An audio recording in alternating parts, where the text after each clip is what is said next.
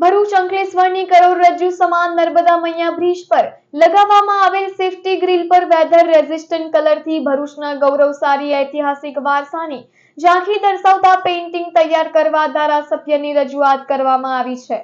ભરૂચ નર્મદા મૈયા bridge પર આત્મહત્યા રોકવાના હેતુથી સેફટી ગ્રીલ લગાવવાની કામગીરી 12 ઓગસ્ટ 2025ના રોજ શરૂ કરવામાં આવી હતી। આ કામગીરીને આજે 1 વર્ષ પૂર્ણ થયું છે। મહત્વની બાબત એ છે કે આ 1 વર્ષના સમયગાળા દરમિયાન બ્રિજ પરથી આત્મહત્યાનો એક પણ બનાવ બન્યો નથી। આત્મહત્યા રોકવાના હેતુથી લગાવવામાં આવેલી સેફટી ગ્રીલનો હેતુ સંપૂર્ણપણે સફળ રહ્યો હોવાનું જણાયું છે। તે દરમિયાન સામાજિક આગેવાન યોગી પટેલ દ્વારા ધારાસભ્ય રમેશ મિસ્ત્રીને તેમની ભોલાવ સ્થિત ઓફિસ ખાતે લેખિત રજૂઆત કરવામાં આવી હતી। રજૂઆતમાં જણાવાયું કે નર્મદા મૈયા બ્રિજ દક્ષિણ ગુજરાત માટે મહત્વનો માર્ગ બની ગયો છે।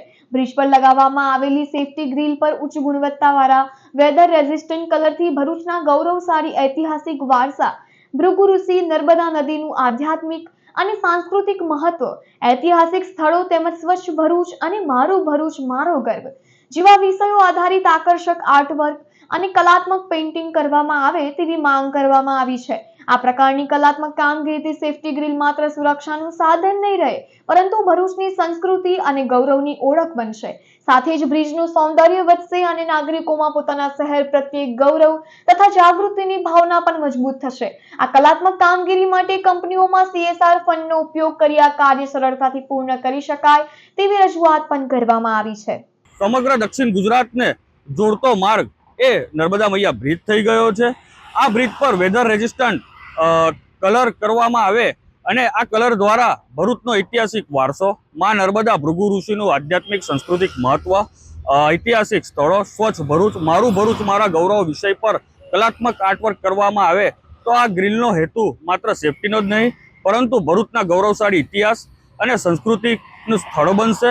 ખાસ કરીને હમણાં નર્મદા મૈયા બ્રિજ ઉપર જે જાળી લગાવવામાં આવી છે એમની રજૂઆત પણ યોગી પટેલે જ કરી હતી। એના કારણે જે આપઘાતના જે બનાવો હતા એ બનતા બંધ થઈ ગયા છે।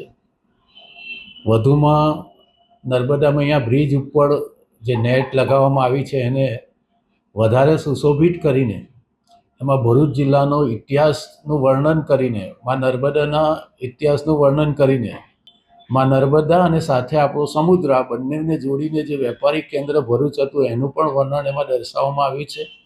આ પ્રકારના અનેક ઐતિહાસિક તથ્ય અને સત્યોને જોડીને ભરૂચનું જે આધ્યાત્મિકતા છે નર્મદા નદી સાથે જોડાયેલી એની સુંદરતામાં વધારો થાય એ માટે આખી જાળીને બંને બાજુથી સુશોભિત કરીને એના ઉપર ભરૂચ જિલ્લાનો અને માં નર્મદાનો ઇતિહાસ વર્ણવતું જુદા જુદા પ્રકારનું પેઇન્ટિંગ કરવા માટેની રજૂઆત આજે એમણે મારી સમક્ષ કરવામાં આવી છે। હું ખાસ એમને ખાતરી આપું છું કે આ દિશામાં આ કામ સાથે જોડાયેલો જે વિભાગ છે આપણો માર્ગ અને મકાન વિભાગ એમની સાથે ચર્ચા કરીને આ કામ એ સંપન્ન થાય એ દિશામાં અમારો પ્રયત્ન હશે ને એના કારણે ભરૂચને ઐતિહાસિક આપણી જે ઓળખ છે એ ફરીથી જાળવી રાખવામાં મદદરૂપ થશે। આના કારણે ફરીથી આ બ્યુટિફિકેશનના કારણે આ જે નેટ લગાવવામાં આવી છે એની પણ જે તાકાત છે, સ્ટ્રેન્થ છે એ પણ વધશે અને જેના કારણે લાંબા સમય સુધી આ કામનો લાભ એ ભરૂચ શહેર અને જિલ્લાના નાગરિકોને મળતો રહેશે।